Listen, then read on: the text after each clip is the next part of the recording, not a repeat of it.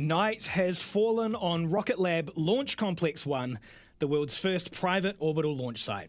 Our Electron rocket is standing tall and ready on the pad in Pad B in Mahia, New Zealand, as we count down to today's launch for NASA.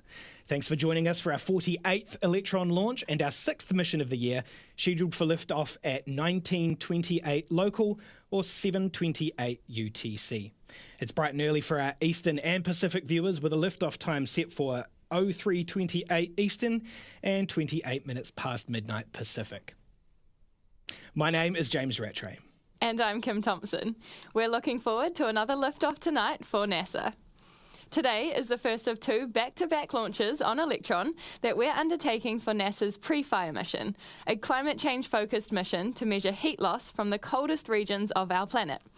NASA loves an acronym, so PREFIRE stands for Polar Radiant Energy in the Far Infrared Experiment, which describes the mission objectives for these spacecraft to detect how much thermal energy escapes the Arctic and Antarctica into space. We're supporting this NASA mission with two dedicated launches on Electron to carry one satellite each to a 525-kilometre low Earth orbit on a polar trajectory so that the satellites can travel across the polar regions to make their heat loss measurements. That's right. Today's Ready, Aim, PREFIRE launch will set the stage for the second mission, where it will deploy the second PREFIRE satellite on a similar trajectory but along a slightly different path to overlap with the PREFIRE 1 every few hours near the poles. So what's all of this got to do with climate change? Well, the amount of heat energy that Earth receives from the sun should ideally be balanced out by the amount that Earth radiates back out into space. The difference between those energy levels is what determines Earth's temperature and influences its climate. Extreme storms, flooding and coastal erosion are all examples of what can happen based on what's going on in the Arctic and Antarctica.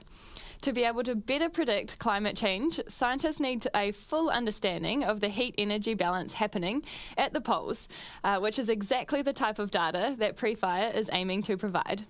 For more about the mission, here's NASA. The Arctic is warming 3 times faster than anywhere else on Earth. This is a huge problem, in part because that is enhancing melt of the ice sheet. It's leading to enhanced melt of sea ice. All of the coastal communities around the world are now seeing sea level rise around them and experiencing increased flooding. It will impact the future generations. They're going to inherit a planet that's going to be many degrees warmer than what we are today. We need to have better predictions of how sea level will change, how the weather around the planet is going to change. The only way we're going to do that is to understand how the polar regions are responding to climate change. We have this considerable knowledge gap in our understanding of Arctic climate. PREFIRE is going to fill this important gap. PREFIRE, polar. Cold the polar regions get. And that temperature difference between the warm tropics and the cold polar regions is actually what drives the entire weather system around the planet. What we want to do with PREFIRE is we want to take these new observations that have never been made before, and we want to improve our understanding of the climate system and improve our understanding of how climate is going to be changing. Understanding how the sea level rises and how the ice melts is going to help us understand weather events, and that's going to have direct impact on our farmers and agriculture. There's a real urgency to getting this information now. Things are changing so quickly in the Arctic that we may only have 5 to 10 years to respond to those changes and help protect the property and lives that may be affected by that.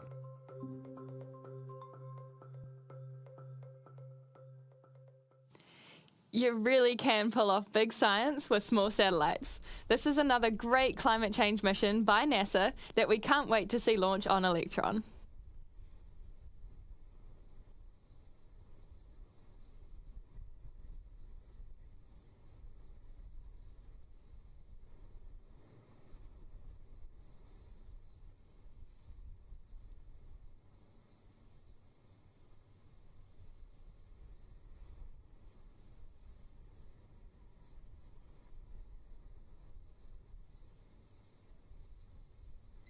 And all stations, we have held the count at T-minus 12 minutes. Please await further instruction once we get some good data on this winds.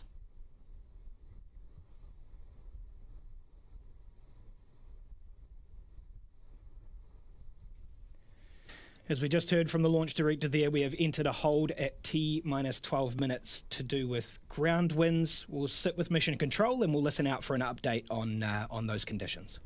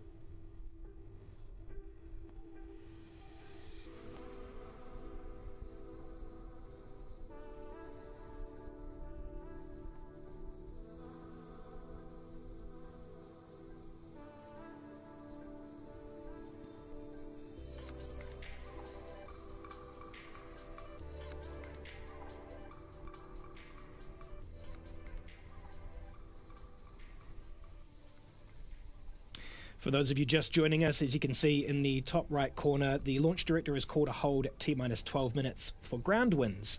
Happily, we have about 30 minutes left in this window. Our last attempt is 8:04 p.m. local time, so we have plenty of time to let those winds fall within bounds.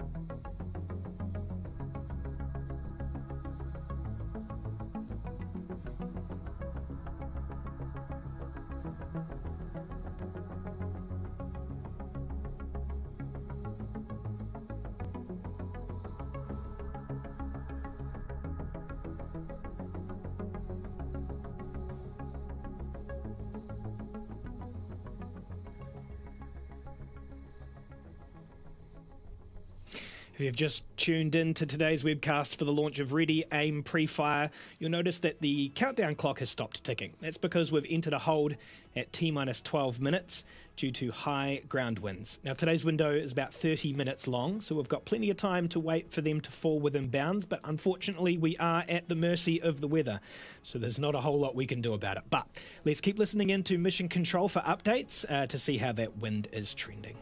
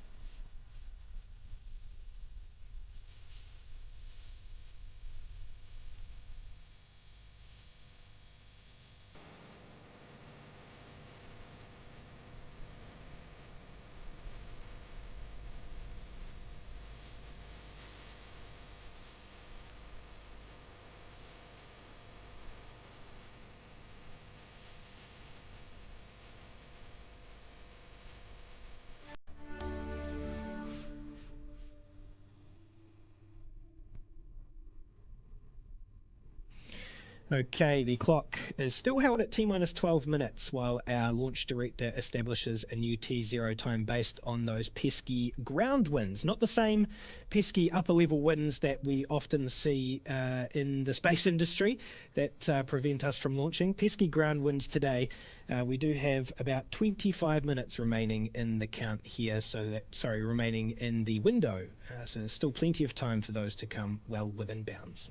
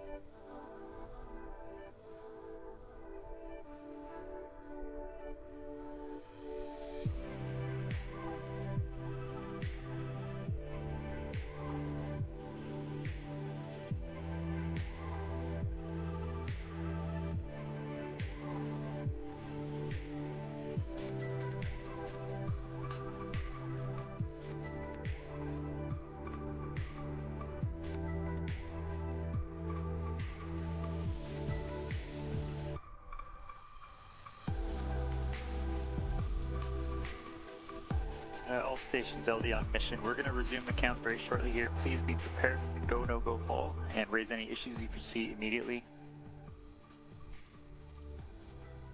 Beacon LD mission.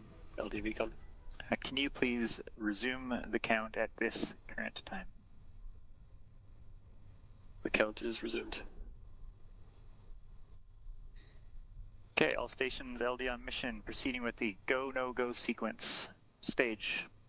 Stages go. Avionics. Avionics is go. GNC. GNC is go. Vcon. Beacons go. T1. T1 is go. GC. GC is go. PLS. PLS is go. RSO. RSO is go. MET. MET is go. RF. RF is go. And MM. MM is go. LD sub. LD sub is go. Okay, all stations, the go, no-go sequence is now complete. We are T-minus 11 minutes and 8 seconds and counting. We're go for terminals count auto sequence at T-minus 10 minutes. From this time, the 3-word hold procedure is in effect. And just one note for all stations that we are still tracking these ground winds, so be prepared in case we need to hold.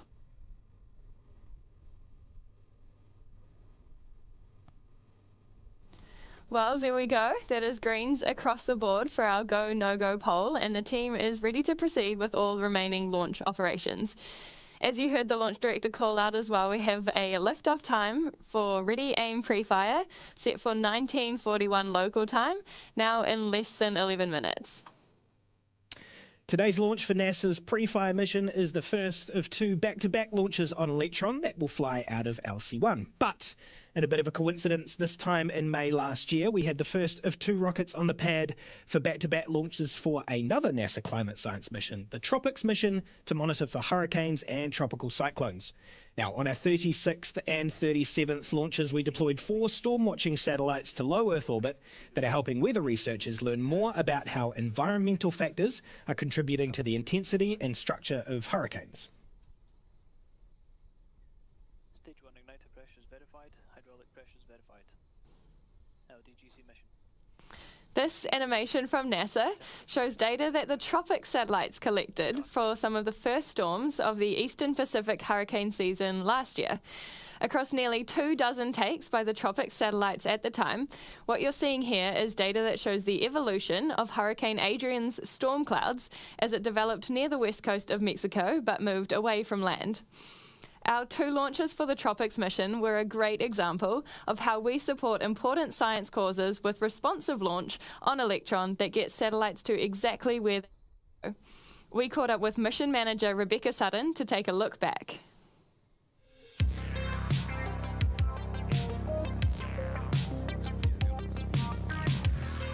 So last year in May of 2023, we launched 2 effectively back-to-back Electron missions for NASA Tropics. The payloads on these missions were climate change payloads monitoring hurricane patterns. And for PREFIRE, we're also doing 2 effectively back-to-back missions with 2 separate Electrons going to a bespoke orbit with climate change spacecraft. PREFIRE specifically will be monitoring the far infrared waves over the poles, which helps us gather data on ice melting and heat releasing into the atmosphere and better predicting climate change patterns. We have to be responsive both from a hardware perspective and from a mission design perspective. Tropics needed to base their second mission design on the first, and that was us being responsive after that first launch. But to have 2 rockets fully available and tested ahead of time, I think was quite a feat for the team, both on Tropics and for PREFIRE. We've got all the hardware there before the first mission has launched. We do have a long history of hitting our orbital insertions quite accurately, and especially for things like PREFIRE, where that inclination change is very, very small. That's really hard to hit, and so we are confident in getting that small but very important target for the customer. The team at Rocket Lab loves these science missions that are pertaining to climate change. That's really a global effort, and I think a lot of the team feel very connected to these science missions because they know that they're helping the world as a whole. We're excited to be routinely launching payloads for the growing science community around the world. All right, taking a look at the clock now, we're at T-minus 7 minutes and 20 seconds into the count. All is going smoothly so far across launch operations, just tracking those ground winds.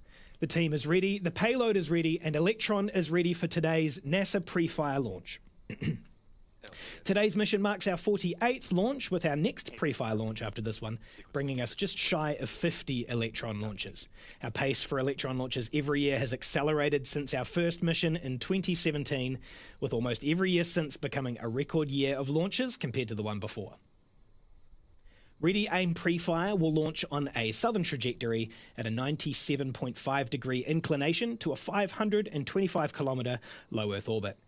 The vehicle you see on the pad there is an 18-metre two-stage to orbit rocket made of carbon composite material throughout its main structures, which is what gives Electron its black appearance.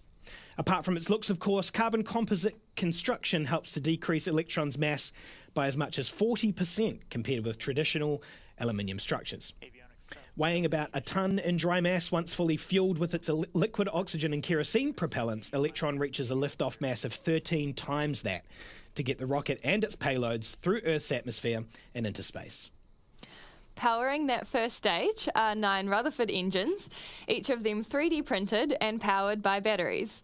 With individual capability of up to 5,600 pounds of thrust at sea level, combined, the 9 engines produce around 50,600 pounds of thrust to achieve liftoff. Once Electron has made it to space, its separation system employs pneumatic pushers to separate the first stage from the second, which has a single space-optimized Rutherford engine that powers the mission the rest of the way to orbit. Shortly after the Stage 2 Rutherford engine lights up, Electron separates its fairing, or nose cone, which you can see at the top of the rocket on your screen. This is what surrounds and protects NASA's satellite aboard our orbital transfer vehicle, called the kick stage. That's right, the kick stage is designed to enable all sorts of mission requirements, including deploying payloads at multiple planes and inclinations, and higher altitude deployments and trajectory changes, which we demonstrated last launch. This innovative little platform has an engine of its own, called Curie, that's capable of multiple restarts on orbit, and which can perform orbit raising and lowering manoeuvres, depending on the mission. For today's first pre-fire launch, though, Curie will light up to circularize the kick stage and its attached satellites once it's been dropped off to its staging orbit by Electron's second stage.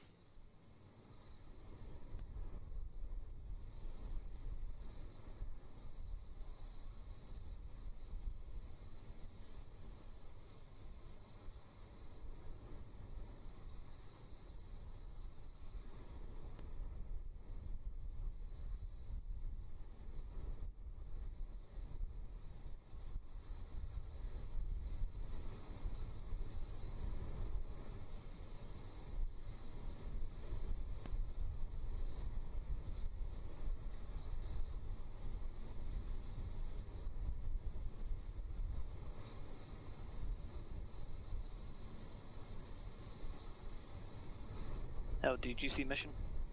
GC, LD. ECS is disabled, pad auto sequence is armed. And just like that, we are now at T-minus 4 minutes in the countdown to lift off for Ready Aim Pre-Fire. In a few moments, at T-minus 2 minutes, Electron's flight computer will take over the countdown and autonomously run through the final operations. Liquid oxygen will continue to flow through the vehicle all the way up until T-minus 1 minute and 30 seconds. We should hear a call out from Mission Control when that happens, who will indicate that the lock system is in recirculation. Shortly after that, we should hear confirmation that Electron's first and second stages are fully pressurized and ready for launch. And then it's through to T-minus 10 seconds and the countdown to liftoff by our launch director. We're going to hand it over now to Mission Control to listen in on those calls.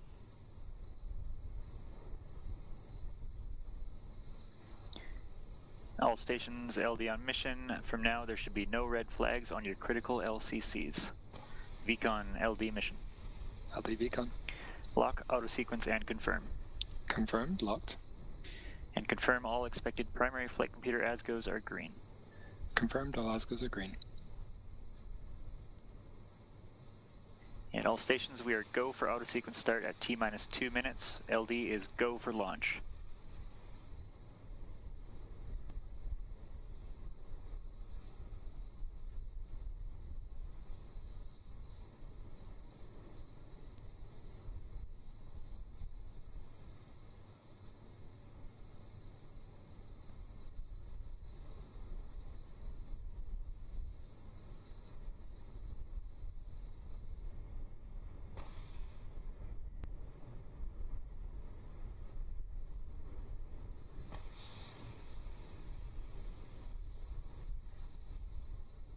Vehicle is fully on internal power.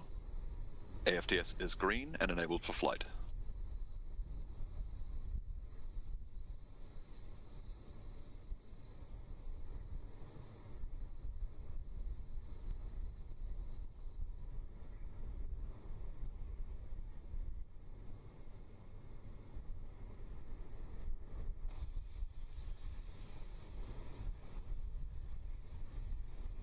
LOX load is complete. System is in recirculation.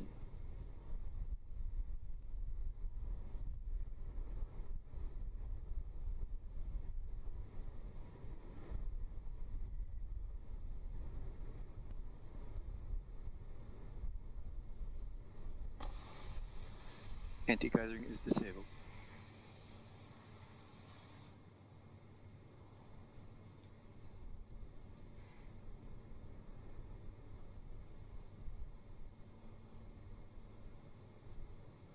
Stage 1 and Stage 2 tanks are pressed for flight.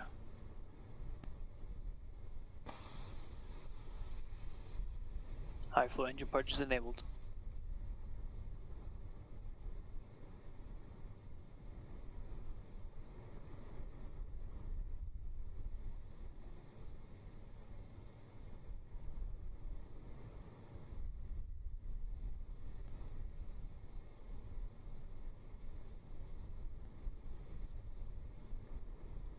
T-minus 20 seconds and counting.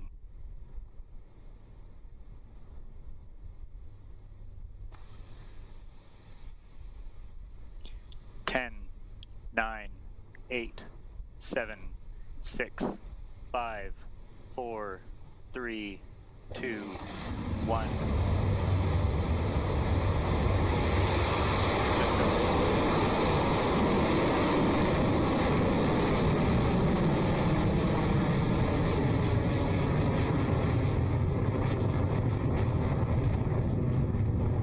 Beginning pitch over.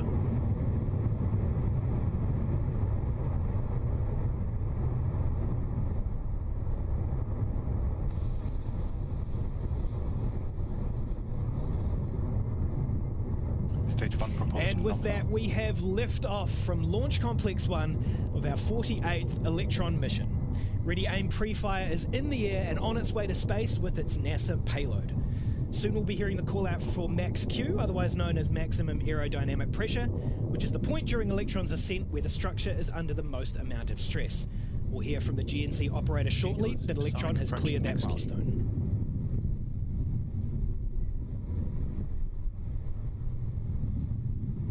High voltage battery discharge is nominal.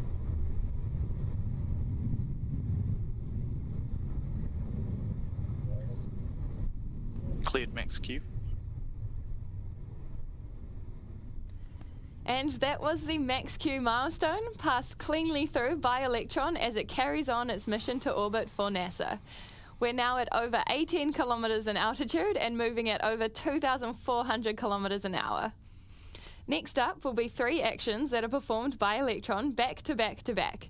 The first is main engine cutoff on the first stage, when all 9 Rutherford engines will shut Guidance down. is nominal. Next is stage separation, when the booster disconnects from stage 2. And then we will have second stage engine ignition, when the Rutherford engine on the second stage lights up to carry on with the mission. Those callouts should be heard as MECO, stage separation, and second stage ignition. Let's listen in now.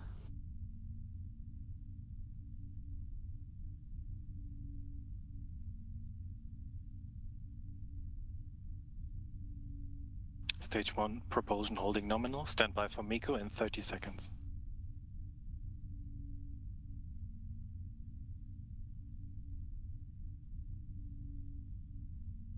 $15 seconds to staging. Entered burnout detect mode.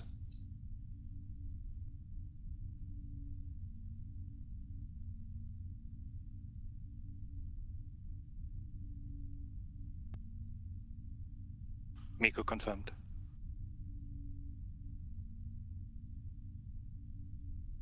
Stage separation successful. Stage 2 ignition confirmed.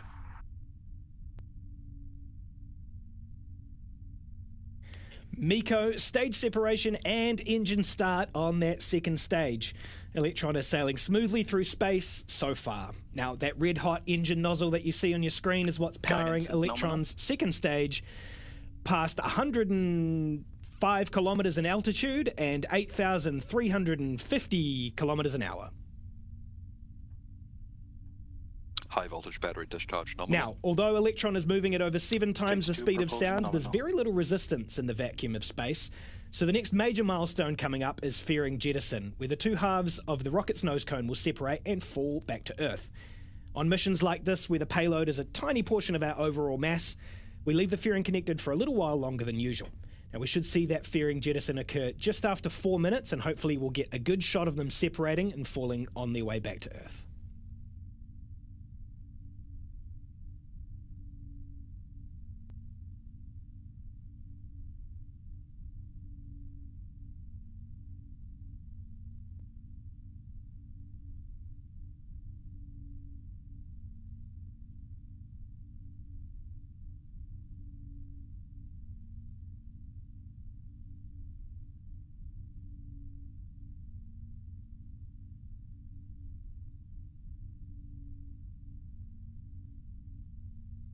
Fairing jettison succeeded.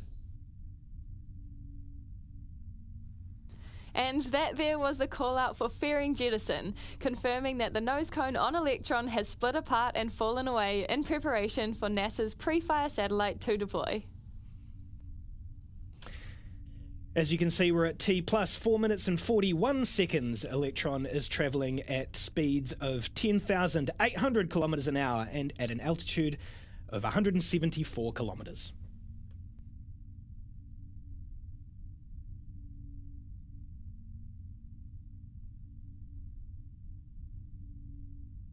Stage 2 propulsion nominal.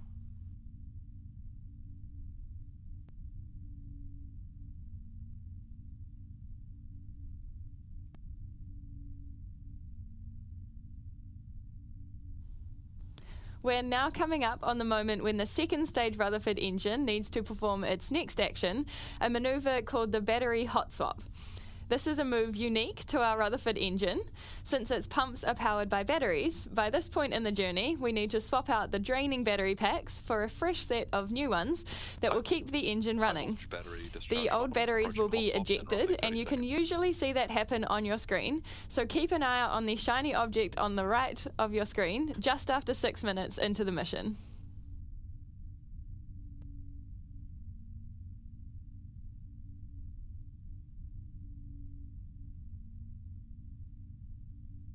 Throttling down.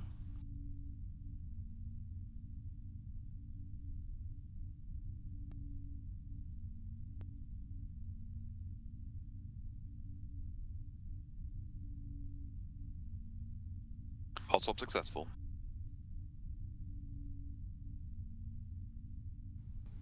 Another milestone down, that was battery hot swap for the second stage Rutherford engine. All is continuing nominally for Electron, its engine and the mission as we carry on past 210 kilometres in altitude at more than 15,000 kilometres an hour. The next actions for the second stage will then be some of its last, including shutting down the Rutherford engine for SECO before separating the kick stage and NASA's PREFIRE satellite. Those milestones will happen back to back just after 9 minutes into the mission.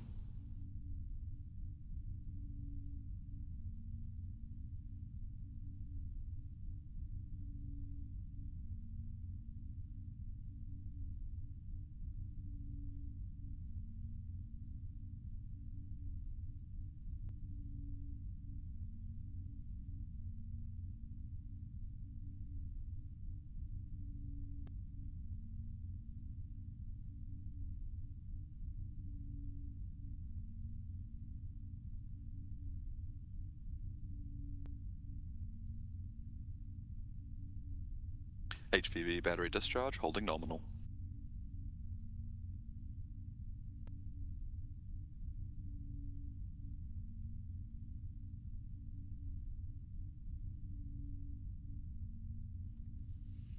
T plus 7 minutes 46 seconds into this mission. The engine that you see on your screen is Electron's Rutherford engine. Now, as Kim mentioned before, the sea level version of that engine is capable of 5,600 pounds of thrust, and the vacuum version you see on your screen now is capable of 5,800 pounds of thrust. Now, Electron's total at liftoff is about 50,600 pounds, and compare that to a single Archimedes engine for our upcoming Neutron rocket. The single Archimedes is capable of 165,000 pounds of thrust, which is the equivalent of 3 entire Electron rockets or 27 Rutherford engines on their own. It's now T plus 8 minutes and 30 seconds. That means we're coming up to the second stage engine cutoff for this launch, which is an action very similar to what Electron performed for the first stage separation earlier in the count. Now, much like before, Electron will power down its engines before separating the kick stage with its NASA payload. The timing of that shutdown is expected right as we reach our target 200 kilometre perigee. So let's listen out now for that engine shutdown and stage separation.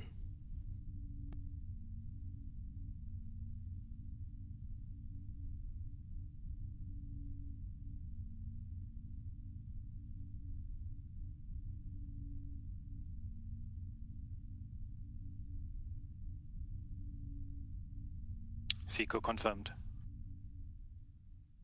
Stage 3 separation confirmed.